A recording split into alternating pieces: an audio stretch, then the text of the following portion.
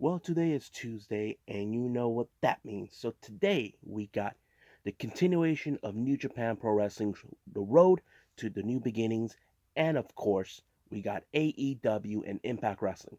So all of that will be reviewed, discussed, and talked about on this episode of the Deleted Wrestle Zone.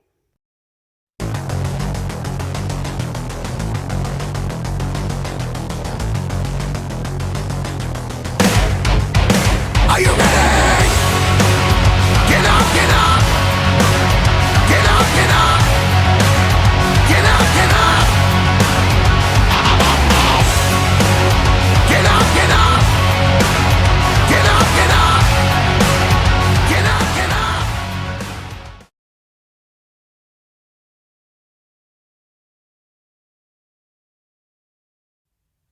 Welcome everybody to the Deleted Wrestle Zone. All things that is pro wrestling from AEW, NXT, New Japan Pro Wrestling, Impact Wrestling, the National Wrestling Alliance, various promotions, matches, wrestlers, and championships. I am your host, Jay right here.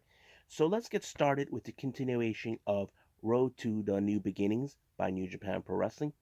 As you may have heard last time when I discussed this, they actually have four matches due because of the curfew that they set up. So they only had a 2 hour window before 8 p.m. Tokyo time. They had to shut down. So I was not too bothered by it. But however, let's talk about the matches in New Japan Pro Wrestling for the road to the new beginning.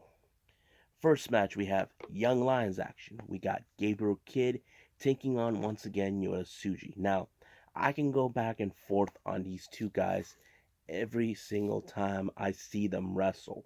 There are times I see Yota Tsuji win or Gabriel Kidd. As you know, Yota Tsuji is far more superior in his class from Gabriel Kidd. But however, tonight on this particular match, it's Gabriel Kidd who, in fact, had the upper hand and won the match. But however, he showed a little bit of disrespectful when he put his foot on top of Yota Tsuji, and then he started getting into Shingo Tagagi's face while he's on commentary. Kid, don't get involved with Shingo. You know the dude can knock you out. So basically, that's what he does. Now, the next match we have Yuya Uemura teaming with none other than Ryusuke Taguchi taking on the current IWGP Junior Heavyweight Tag Team Champions, the Bullet Club, El Fantasmo, and Taiji Shimori. Now, this match was very interesting.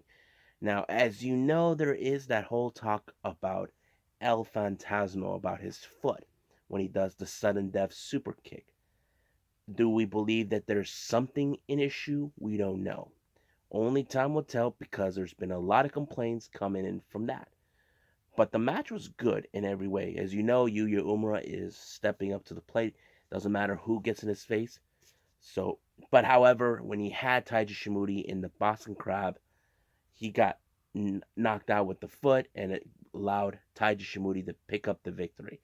It's still unclear, so we just gotta wait and see what happens with El Fantasmo. Now, the next match, as you know, we know about these individuals time and time again. LIJ, Bushi, Hiromu, Naito, and Sanada taking on Wado, Sho, Humna, and Ibushi. Now, this goes back and forth as much as we want, however, it's being presented. But however, who will get the advantage tonight? Well, this night it became Ibushi's team making the victory, all thanks to Master Wato sending a message. So basically, he got the attention of Bushi, but of course, Sho has the attention of Hiromu that he knows he's coming for his title. So basically, it's a no-brainer what's going on.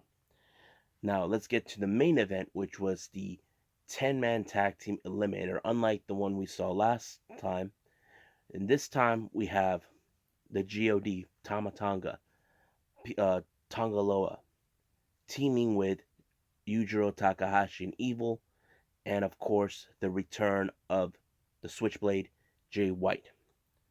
Taking on Chaos members, we got Kaguchika Okada, the six-man never openweight champions Yoshihashi, Goto, and Ishii and Toru Yano. Now, however, Ishii has issues towards Jay White. Now, let's go back to why this whole thing happened. We assumed it's because of the pinfall that took place in New Year's Dash. No, apparently I reviewed this already, and it resulted was because it was Tomohiro Ishii that cost him the opportunity to advance in the G1 Climax. It was Tomohiro Ishii that ended the G1 Climax on him, and that which led Jay White desperate to get the briefcase from Kota Ibushi. So basically, he is trying to right a wrong. But however, righting this wrong wasn't the only thing that got on his mind. As you know, Okada wants Evil to right his wrong that took place last year in the New Japan Cup. And as for the others, well, we don't know. This is going to be an interesting segment. But however, as you know, Bullet Club always made sure that they win their matches. They even cheated their way through. But however, the match ended in the favor of the Bullet Club. But however, it appears that Jay White is teaming up with the GOD to dethrone Yoshihashi, Ishii, and Goto to obtain the six-man never openweight championship. So this is now their new goal, is to take how much ever belts they can get. They currently have both the IWGP Junior Tag Team Champions and the IWGP Heavyweight Tag Team Championships. So this is going to be an interesting feud. We may see this continue on. As for Yano, we know for a fact that Chase Owens wants the KOPW provisional trophy that he has in his possession. We don't know when he'll be back, but we'll see what happens in upcoming weeks. So, I think that's it. So, let's move on with AEW Dark.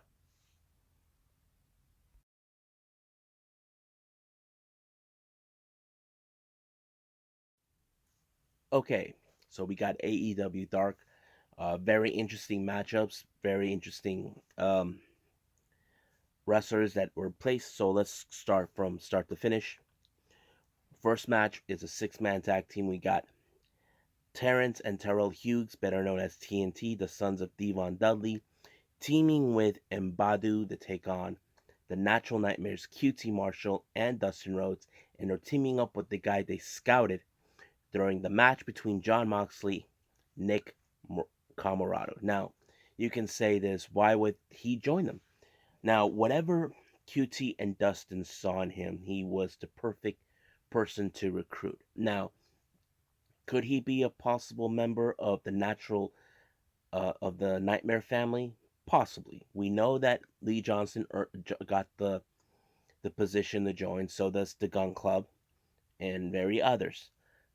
So is Nick Camarado could be the next addition to join the Nightmare family? Well, we don't know, but he was impressive, even teaming with the Natural Nightmares. But they gave him the opportunity to make up to pick up the victory when he had Umbadu in his shoulders and got him down and slammed them down into the mat.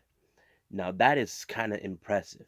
Now, if he is the guy they want in the Nightmare family, why not? I would like to see him in. Next match we have Casey Navarro taking on Ray Phoenix, another singles competition. But in this one, you see a little bit of aggressiveness with Ray Phoenix. But however, Casey Navarro put up a good fight, but it wasn't enough against a guy like Phoenix. He picked up the victory as always. Next match, we have Tesha Price taking on Tay Conti. Now, as you know, she was being accompanied by Negative One and Anna Jay, her best right now. It's still unclear whether she's a full-time member or she's just associate. We don't know. But Tay Conti has proven that she is a capable fighter. She even proved herself when she faced Serena Deeb. Um, but she won the match on this one. Now we got another edition of The Waiting Room, and their guest is Ricky Starks. However, I don't know what to call it, but Tony Schiavone showed up, cutting the time. Basically, they couldn't waste any more time thanks to the producers and all this stuff. Now, the next match we have Danny Jordan taking on Thunder Rosa. As you know, Thunder Rosa is not playing. She can't wait enough to get her hands on the one person that annoyed her, and we're talking about the role model, Britt Baker. So stand by for that one this coming Wednesday, which is going to be a good match. But however, Danny Jordan was still no match for Thunder Rosa, so she won her match. Next match, we got Fuego del Sol teaming with Very Morales, taking on the proud and powerful Inner Circle members, Santana Ortiz. Now, as you know, they're still in the same predicament, but however, you cannot deny their skill set as a tag team, even though they're not on the hunt, but they should be, and they are part of the tag team eliminator coming up on Beach Break on Wednesday. So, but as always, they won their matches, and of course, the same old phrase, they're the best. So we gotta wait and see what happens next. Next match, we got a women's match. We have Catalina Perez taking on Layla Hirsch. I have to say, in this one, Layla Hirsch really impressed me. Now, I'm not 100% sure if she got picked up by AEW or she's just another wrestler they just hired. Well, I don't know. But Layla Hirsch impresses me, even though when she put Catalina in the armbar, which is a beautiful submission move that I always seen. So, and she made Catalina tap out. So Layla won the match. Then we got Ryzen teaming with Danny Limelight taking on the Acclaim. As you know, the Acclaim is always dissing out everybody, whoever gets in their way, even though they're not in a good mood knowing that they felt they were robbed from the AEW tag team titles. But no, they weren't robbed. You tried to win your way through, but you didn't. But they continue to prove that they are the dominant force in AEW. They're in the top 5 ranks somehow. Don't ask me, it just happened. But yes. And as always, the Acclaim continues to showcase themselves as a very interesting tag team. But do they have what it takes to obtain the titles? We don't know. And I do believe that they are in fact, in the tag team eliminator. I'm not 100% sure, but if they are, good for them.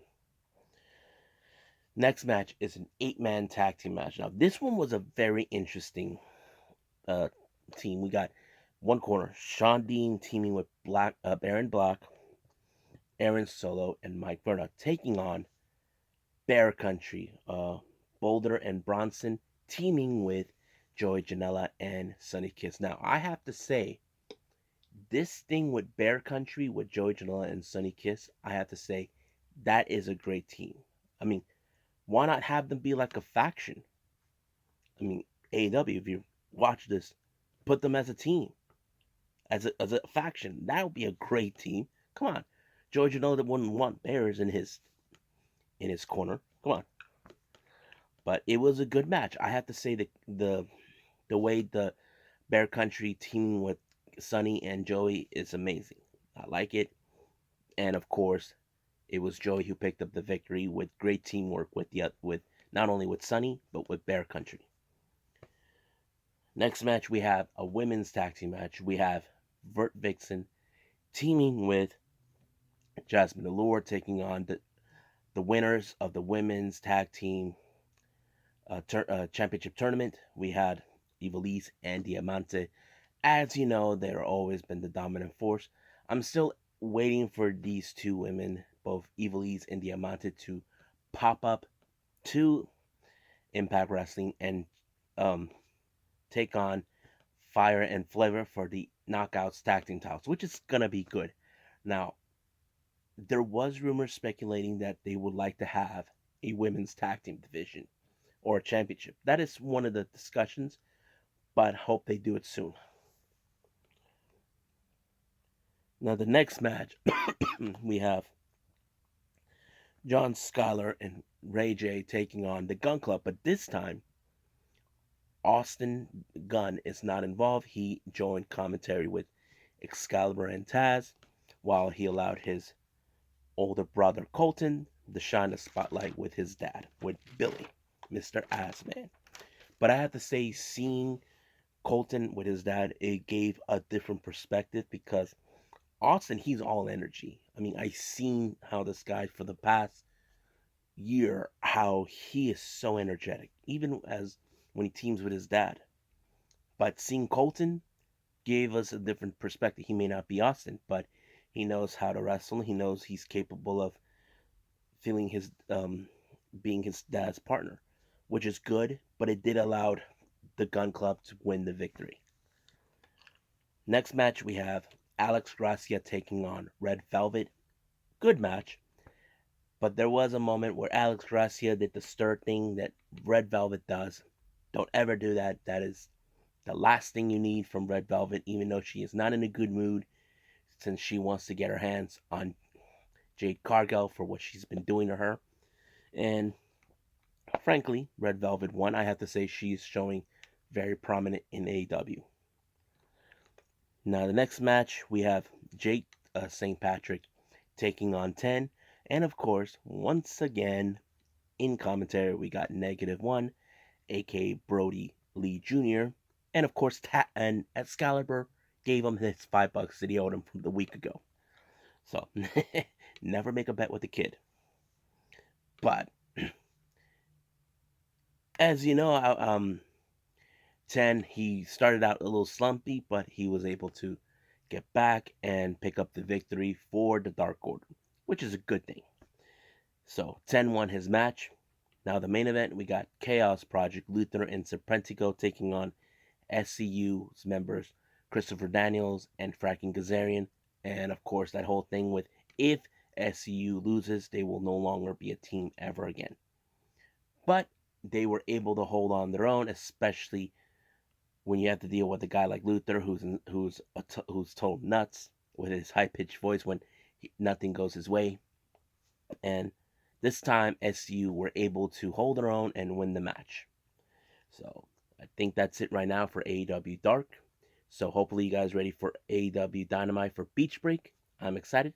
So let's end the episode with reviewing Impact Wrestling.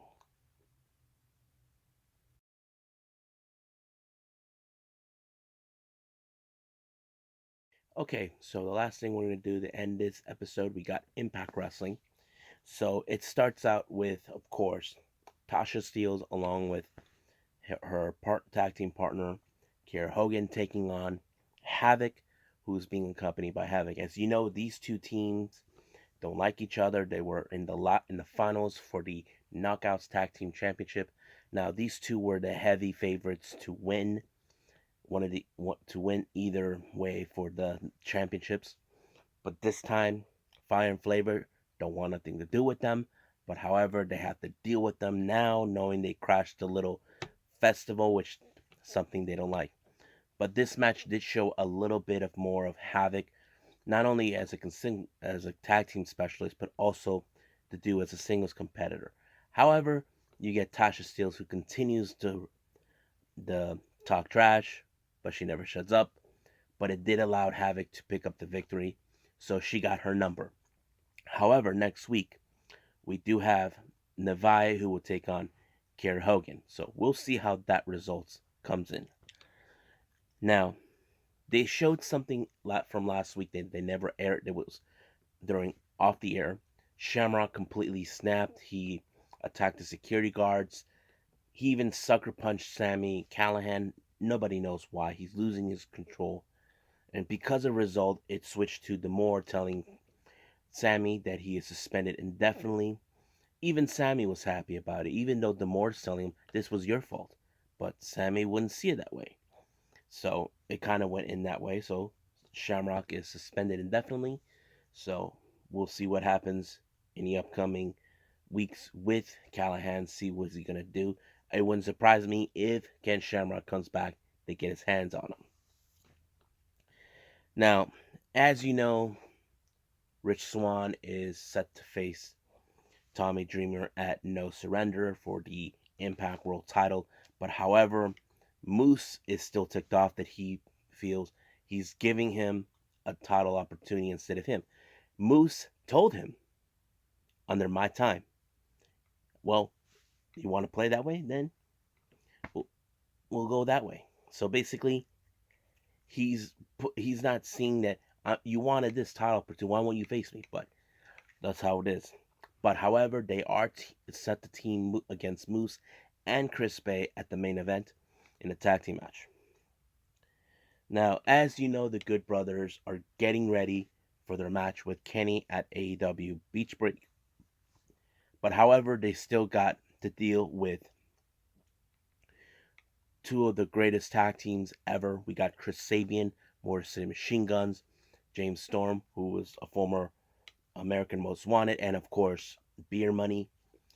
They're they want a piece of the Good Brothers. So, however, they set up a match next week for the Impact World Tag Team titles, which is going to be interesting.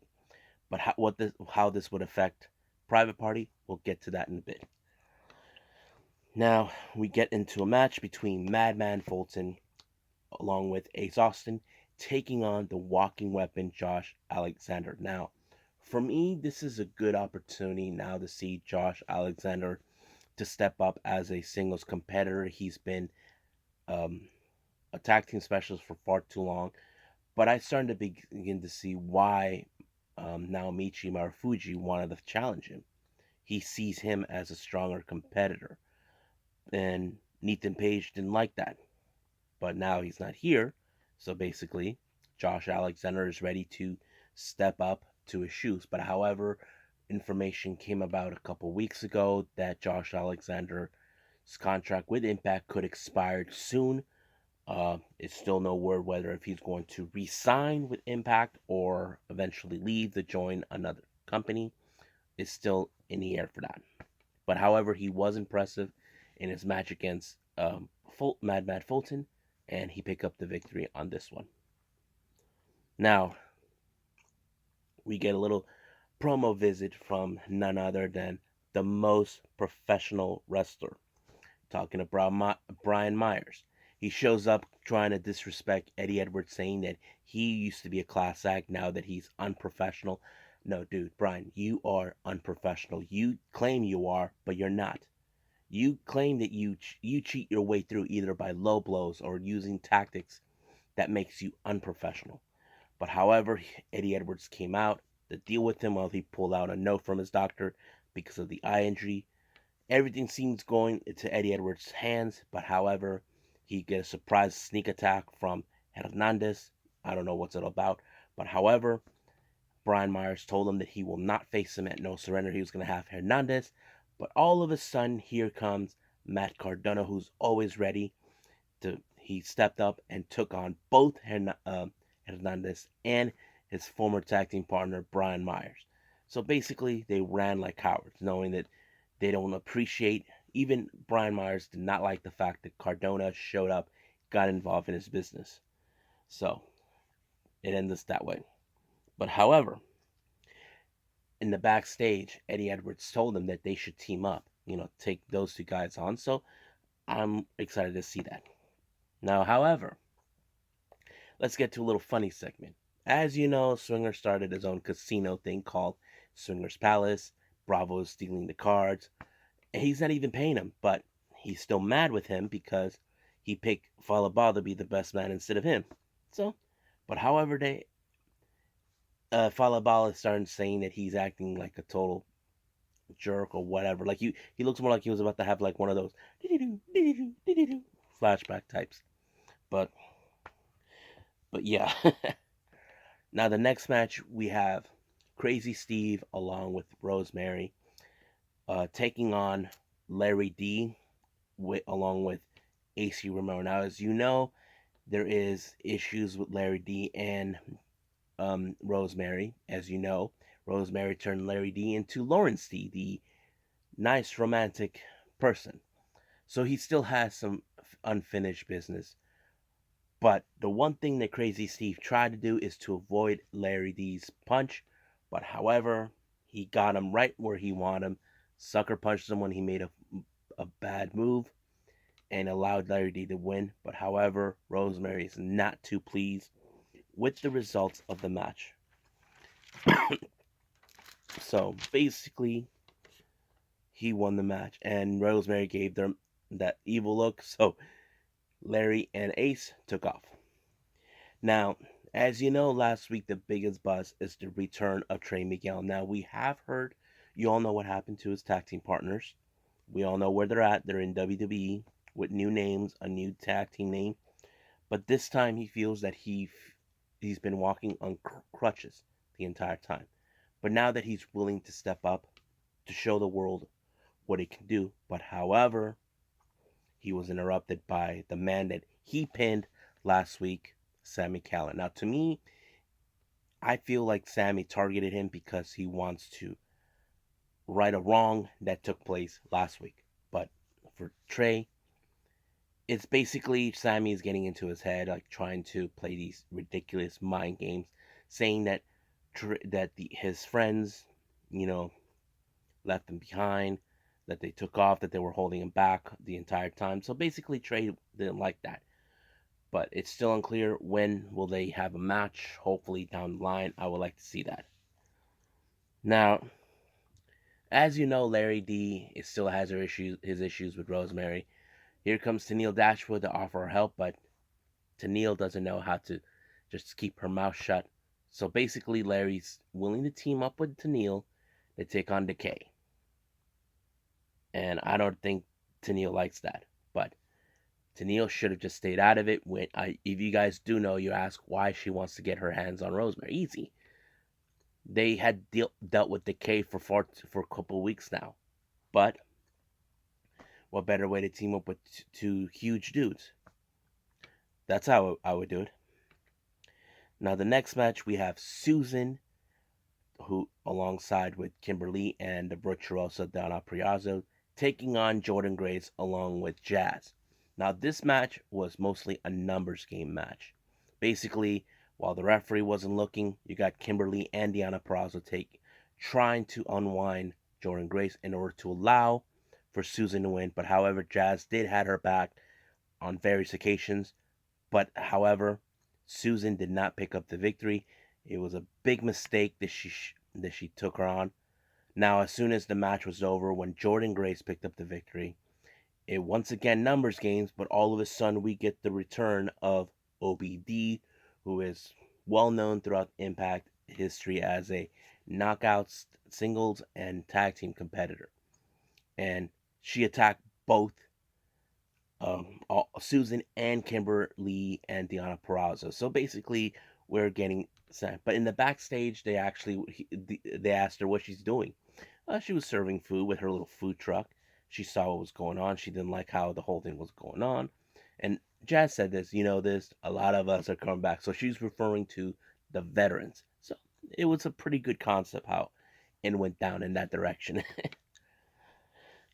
Now, as you know, Matt Hardy had a little meeting with his team, Private Party. They were questioning about why is the Good Brothers giving Sabian and Storm a tag team title. Now, he reminded them, you guys still got an opportunity at No Surrender. It still won't change. But we'll see how it goes, who wins the match. But he did remind them, you guys are still in the tag team eliminator. Basically, he gave them that vision saying if you win the eliminator and then you get your hands on the Bucks and Revolution, you can win the AEW tag team titles. But if you win and No Surrender, you become the Impact World Tag Team titles, double championships, and again with the whole thing with the money thing.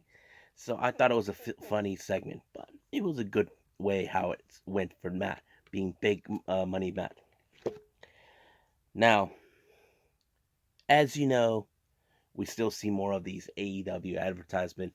They advertise for tomorrow's AEW event, or should I say this Wednesday's, for Beach Break. We got Kenny Omega and the Good Brothers teaming up against Moxley, Pac, and Phoenix.